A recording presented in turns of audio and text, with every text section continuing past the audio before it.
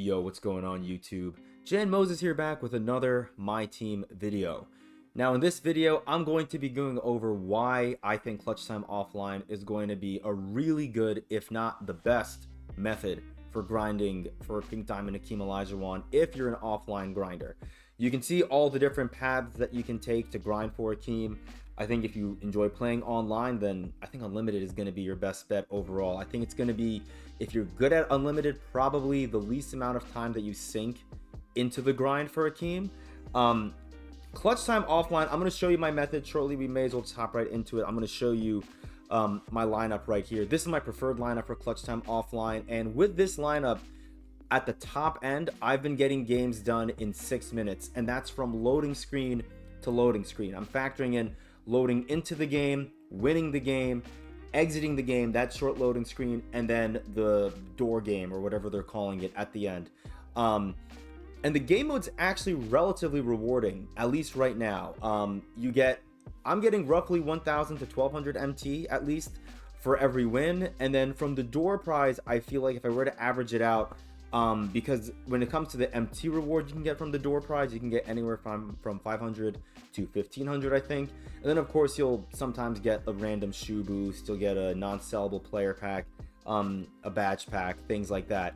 But I think on average I'm getting 500 to 750 MT probably, if you were to average it out over the course of the 19 or 20 games that I've won so far in Clutch Time Online or Clutch Time Offline, not playing online. So if you were to do the math, that would come out to, after 500 games played and won, 750,000 MT, which is not awful. Like, obviously you're playing a lot of games, so you would hope to make a lot of MT from that process. Now you may be wondering, why do I choose to run with a lineup like this? The reason why I ended up going to Clutch Time Offline is, well, mainly because I figured I like to play 5v5 game modes and I don't want to play online, and so that really only brings me down to challenges and Clutch Time Offline, and you can't grind challenges for Hakeem, unfortunately. So that leaves me with Clutch Time Offline, and so I wanted to bring Kyle Korver, who is the reason why I was able to get triple threat offline games done in 3 minutes a pop when I was playing for the Thanksgiving packs last weekend.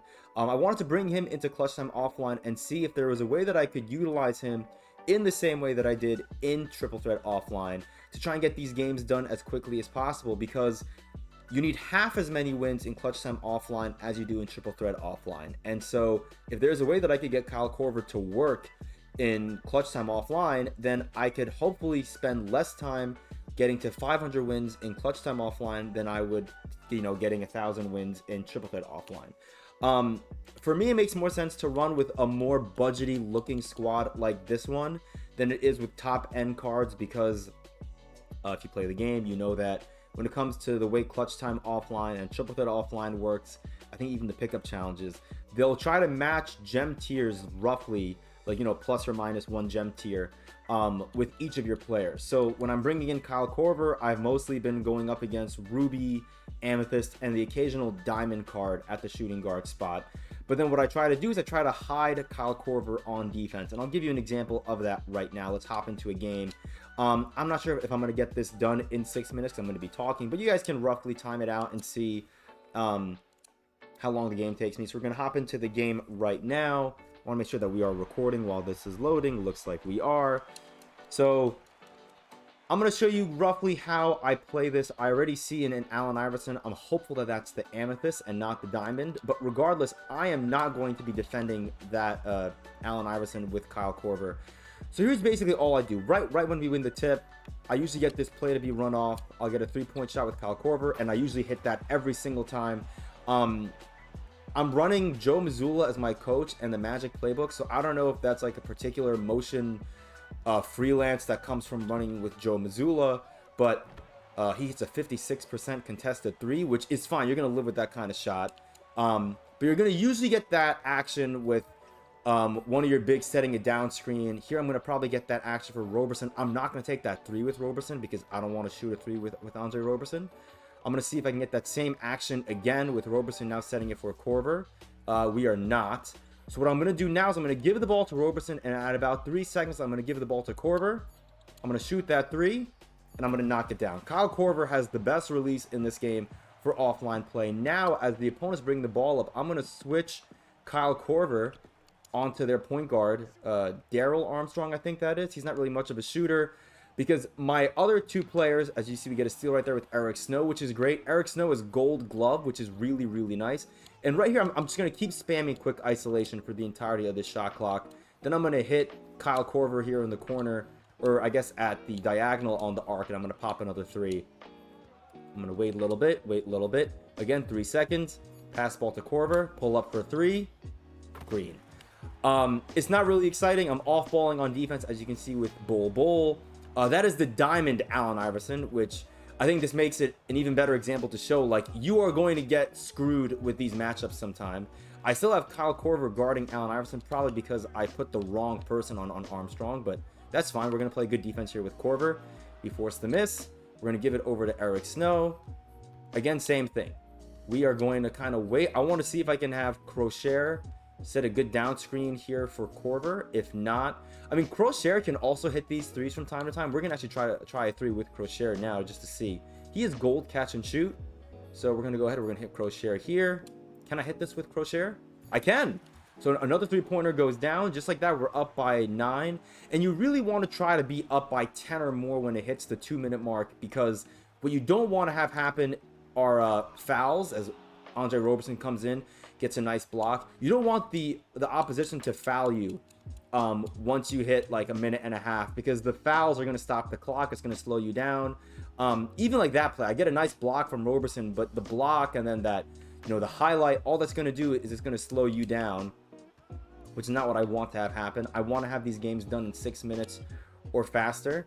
So I'm going to now kind of wait here. Again, same thing. Roberson should go and set a down screen for Korver. Let's see what happens. Yep, he's going to.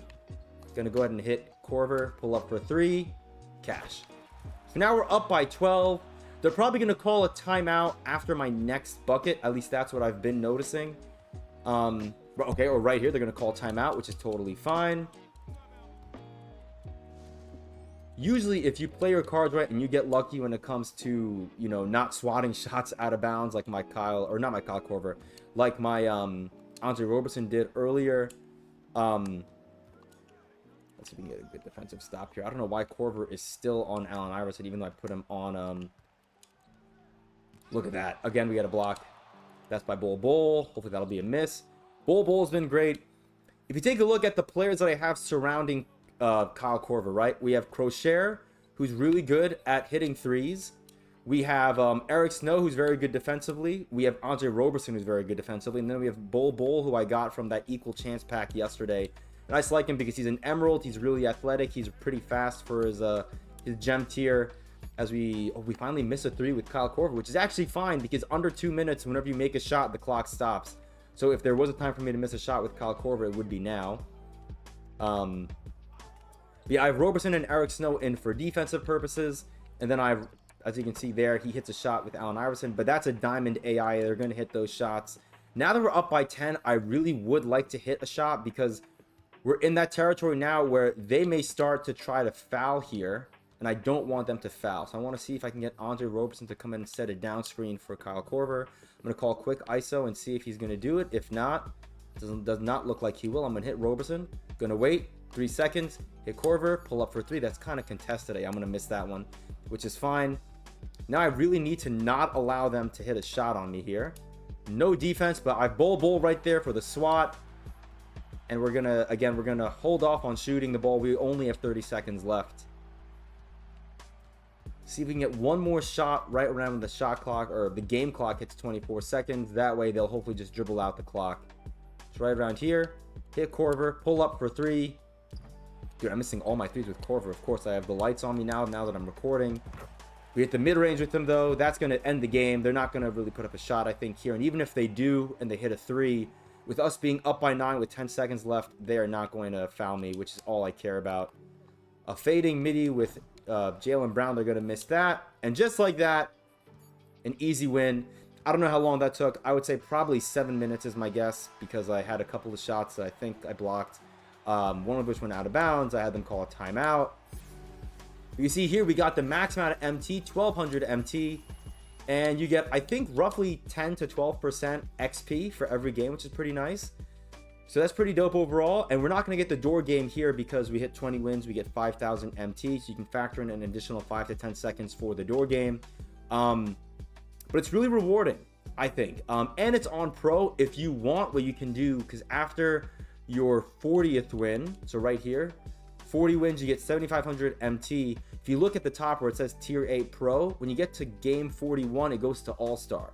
So if you want, what you could do, and what I'm possibly going to end up doing, is when I get to the 40 win mark, or I guess 39 wins, I'm going to lose 3 games intentionally to like knock me down a tier, and then keep me in the pro difficulty tiers of whatever it is, Tier 8. And then I'm going to play another 3 wins, lose another 3, win another 3. Then you got to just keep doing that until you get to 500 wins. Or if you want, if you're okay with playing on All-Star, then you can go ahead and, you know, advance. Because I don't think it gets more difficult than All-Star, does it? Let's see. No, All-Star is going to be the final difficulty. And you're going to get 20,000 MT for getting 100 wins, which is not bad at all. So, it really is up to you. And then that's basically it. I mean, I enjoy playing that game mode. I feel like it's a little more, I don't want to say mindless than Triple Threat Offline, but I feel like you can get the games done relatively quickly. Like the way they have the win total set for Triple Threat Offline at 1,000 and then Clutch Time Offline at 500, it makes you think that, well, you would need to get Triple Threat Offline games done in half the time that it would take for you to get Clutch Time Offline games done. And while you may be able to, I just feel like if you were to play out 500 games of Clutch Time Offline, I don't think that'll take as long as 1,000 Triple Threat Offline wins. So I'm gonna stick with the Clutch Time Offline, and I'm gonna get more MT from every game, which I think is a nice little win, I guess, if you want to look at it that way. We're gonna end off this video with opening up a couple of these 25th anniversary packs, hoping that we pull something good from one of these deluxe packs. Here's a base pack. We get a Sapphire. Can this be a Sapphire from the set? It is. We get Yao Ming.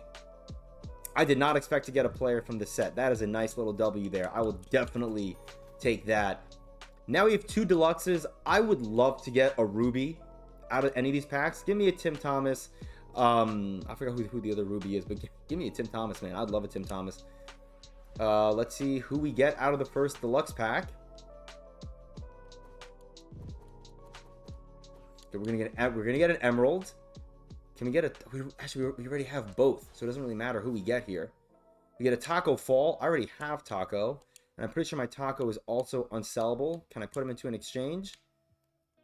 Oh, we cannot put him into exchange. We're just gonna quick sell him right now. And we'll do our last one right here. Actually, we have this super pack as well. Let's go ahead and open this. If you have an NBA ID account, you can get a locker code with this super pack.